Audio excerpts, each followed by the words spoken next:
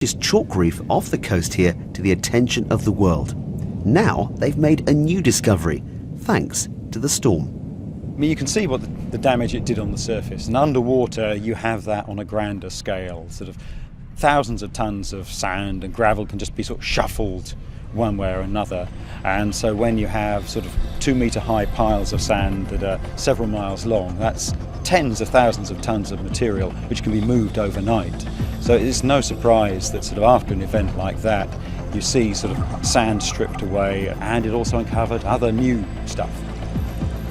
Rob and Dawn dive off the North Norfolk coast to study reefs and marine life, and what they discovered recently sent shivers down their spines.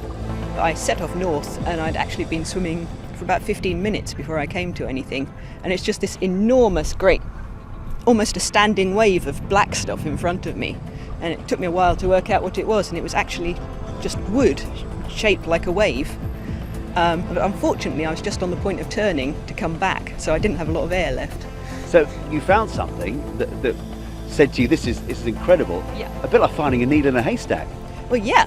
I was really lucky. I just clipped the very end of what we know is there now. If I'd been 3 or 4 metres to the right, we'd never have seen it at all. I'd have just come back and said it's just sand. To start with, I actually thought it was a piece of wreck because it just looked like a piece of hull. It wasn't until I had a really close look that I realised it was actually solid wood. So what did you find? It's the remains of a forest, probably oak trees that have been knocked flat, presumably by an outwash from a glacier or something. But this first part we came to is just all compressed together into a big solid lump of wood. And when you see their footage, it's so clearly a tree. Starfish and crabs have made the knots in the wood their home.